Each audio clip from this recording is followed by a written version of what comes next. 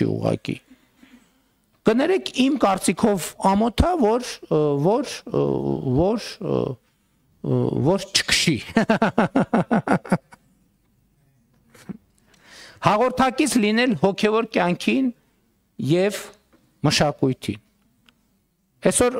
Հայաստանում շատ ակտիվ մշակութային կյանք կա, այդ թվում բյուջետային են ծրագրերի եւ են բանաձևերի միջոցով, որը կառավարությունը ընդունել է։ Դուք գիտեք, որ մենք արդեն մի քանի մշակութային հաստատություններում էքսպերիմենտալ փորձարարական մեթոդով ֆինանսավորման նոր բանաձևեր ենք դրել եւ ակնհայտ է, որ այդ բանաձևերը գործում են, որովհետեւ մենք շահագրգռություն ենք ստեղծել, որպեսզի մեր մշակութային հաստատությունները իրենց սիրած գործով զբաղվելով իրենք իրենց համար ավելի մեծ եկամուտ գեներացնել եւ ինչքան իրենք եկամուտ գեներացնեն, մենք այդքան կավելացնենք։ Պետական բյուջեի ծախսային տողը, երբ որ մենք բոլոր երեխաների համար, օրինակ թանգարանների մուտքը մինչեւ 12 տարեկան դարձրեցինք անվճար։ Պետական բյուջեի փողը, երբ որ մենք աբոնենտային ծրագիր ստեղծեցինք,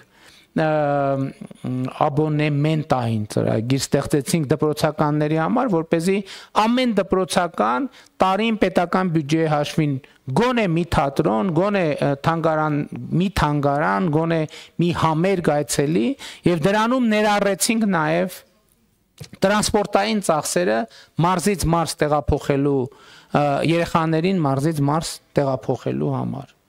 Հոգևոր կյանքին հաղորդակցությունը նույնպես պետական բյուջեի ծախսային տող է, որովհետև այսօր մեր պատմամշակութային բազմաթիվ հուշարձաններ, որոնք այդ թվում հոգևոր կյանքի անբաժանելի մաս են, որպես պատմամշակութային հուշարձան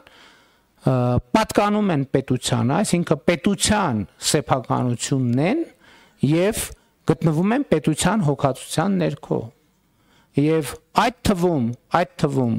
ենթակառուցվածքներ պետք է լինեն, որպեսզի մարդիկ հնարավորություն ունենան հաղորդակցվել այդ հոգևոր արժեքների հետ։ Բայց նաև պետք է կառավարությունը խստիվ վերահսկողություն սահմանի,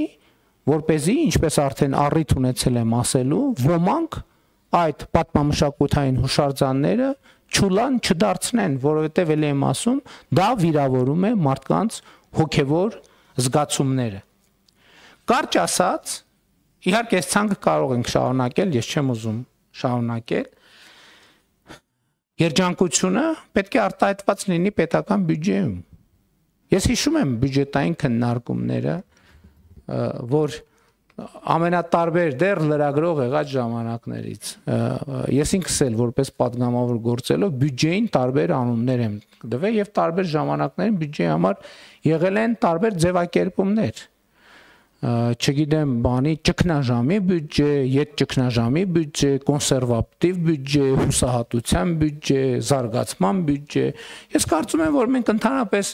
տարբերակումները պետք է հանենք, որովհետև Հայաստանի Հանրապետությունը պետք է լինի երջանկության բյուջե։ Այսինքն մեր բյուջեները պետք է ուղղված լինեն նրան, թե ինչա պետք Հայաստանի Հանրապետությանը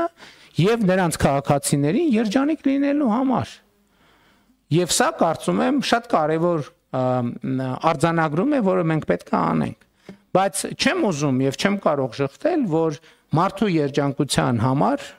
ինչպես նշված է նաեւ իրական Հայաստանի գաղափարախոսության նախագծում, անհրաժեշտ են նաեւ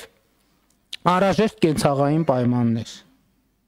Բայց ես ուզում եմ նաեւ մի արձանագրում անել, որ անհատական կենցաղային պայմանները բավարար չեն